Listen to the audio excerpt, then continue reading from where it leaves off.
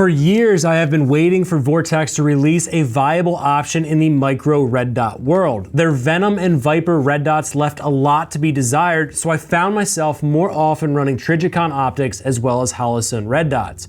It appears that Vortex has finally entered a new era by bringing the new feature-rich Defender CCW red dot to market. Let's dive into this.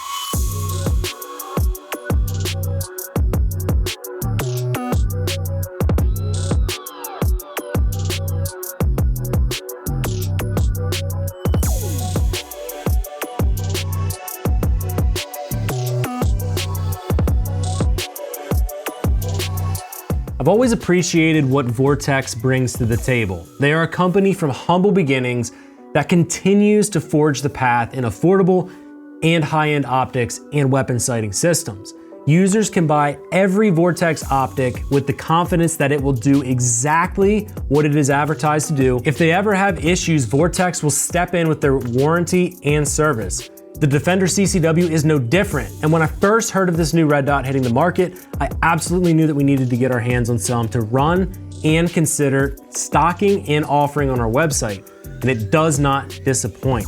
That's enough of the housekeeping. Let's dive into the specs of the Defender CCW. The Defender CCW red dot is what I would consider to be a micro red dot optic, but don't let the size fool you. I have found that it has a large viewport that makes it easy to find the red dot when presenting my pistol. The Defender CCW utilizes a Shield RMS RMSC footprint that can be found on many compact pistols like my SIG 365 XL. This is not an RMR footprint, and that is an important thing to note. I'll discuss at the end where I think Vortex is headed with this as we close out this video. The Defender CCW is offered in a 3 MOA and a 6 MOA variant. The dot color is red, and the adjustment intervals for the zero screws are 1 MOA. Overall length measures in at under 2 inches, about 1 inch tall and 1 inch wide. The advertised weight is under 1 ounce. Included with the Defender CCW is a host of different screws for different applications, a multi-tool for installation and battery replacement, and a Picatinny base for use on rifles. I use one Defender CCW dot for my 16-inch rifle on an offset mount. One is used on my 365 as a primary optic, and in both applications, I have been very happy with the red dot. Some of the features of the Defender CCW include motion activation with automatic 14-hour shutoff. Both of these features can be disabled based upon user preference. The Defender CCW also features a button lockout mode that can be activated to avoid accidental button manipulations while carrying your sidearm. The Defender CCW features large, easily activated buttons on either side of the unit. There's one on each side, and on the left side of the optic is the increase, the right side is the decrease button. Having the buttons on separate sides means it's very easy to activate even in adverse conditions. There are 8 daylight settings for brightness, which have proved bright enough even in very bright daylight conditions to see the dot. Another feature I've enjoyed is the fact that this optic blinks when at the maximum setting. This designates when you have hit the brightest setting of the optic. Users can utilize the 2 lowest settings for night vision training, which, as you all know, is important to us. The front of the body is textured and the construction feels robust even though it's extremely lightweight. The Defender CCW is advertised as dustproof, waterproof, and shockproof. One important note is that even though this red dot is waterproof, in rain, the image of the dot can be drastically distorted. This is true with all open emitter red dots, not just the Defender CCW. 2 more important notes to discuss are the 1-degree shim as well as the included screws from Vortex. The 1-degree shim is used according to the manual to make up for any misalignments of the sighting system. While it may not be required for your particular pistol, I opted to install the 1-degree shim on my 365 XL, and Vortex included a host of different screws to mount this dot. An overwhelming amount of screws, if I'm being honest. I have never seen so many different screws included in a red dot system. Another cool note is the fact that the packaging from Vortex has literature that says to contact Vortex if the screws included are not correct for your application.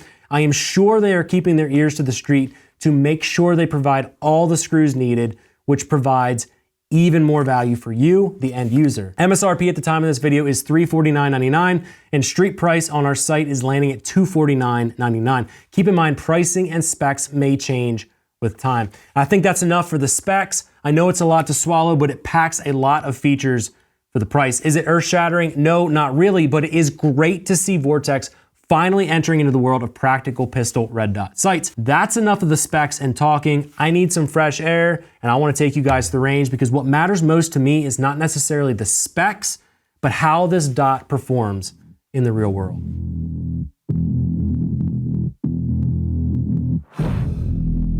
My objective with this red dot is simple. I want to understand it. I want to form an opinion on it based solely off what I see on the range firsthand. The formula I will be using is starting with basic drills and towards the end, work up to more complex shooting.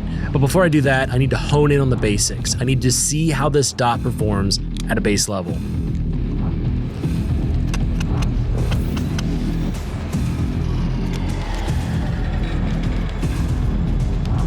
Slow, controlled groups, while not sexy, are important to build a foundation of grip, trigger manipulation, and proper sight picture. This is the most basic starting point. At the end of my drill segment, I will come back and perform this trigger control drill once again.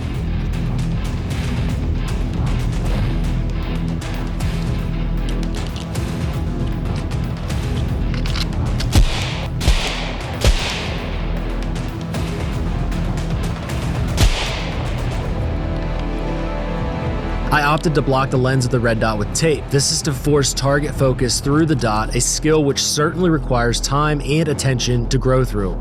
Occluding the dot will also make it obvious if refresh rate issues exist on this optic. It was at this point that I personally put that rumor to rest, and I became even happier with the performance of the red dot.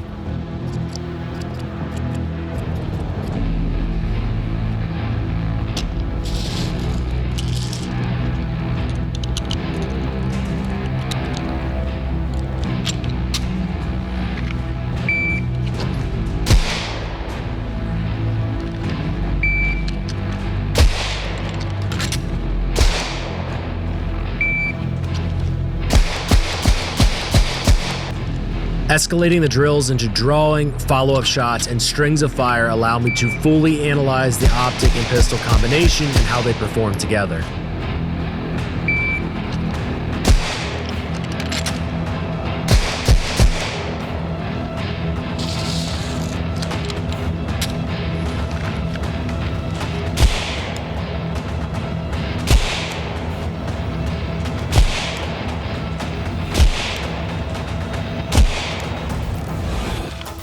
We often make gear more complicated than it needs to be. We focus on things that matter least rather than homing in on what is most important. Is the dot clear? Is the glass clear? Is the dot bright enough in the daylight? Is the red dot durable enough for EDC use?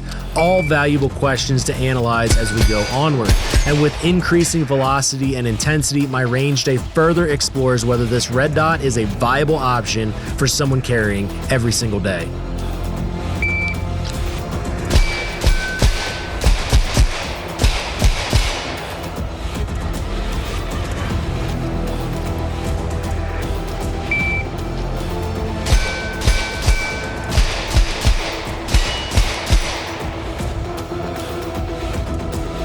The dot is simply a tool, an extension of your pistol. While a quality red dot like the Defender CCW does aid in your ability to land precise shots, what matters most is how you implement and train with the tool. This red dot does the same job as every other red dot. It gives you a precise way to aim your pistol, acquire targets, and rapidly follow up. But it doesn't do this for you. You do the work. Become more versed, more skilled, and more focused. Overall, I'm very happy with the Defender CCW red dot. I think it's a great addition to any micro or compact pistol. Is it as good as Holosun or Trijicon? I think it stacks up well. I do think Trijicon has a bit of a monopoly on the durability in the red dot department, but I think what Vortex is offering here makes a lot of sense to many shooters across all spectrums. Whether you are running an offset dot on your rifle or you're running a dot on your pistol like I am, the CCW certainly fills a role. The last question I'm sure we will get, will Vortex offer a Defender in an RMR footprint? My guess is yes, but I have no way to know that. They haven't said anything to us, and I hope they do. I hope they release one with all the features of the Defender CCW in a larger footprint, and time will tell. But I'm curious, would you consider the Defender CCW? If not, what's holding you back? Let us know in the comment section below. If this red dot makes sense to you, you can find it on our website at the link in the description. Thank you all for checking out this video. Catch you in the next one.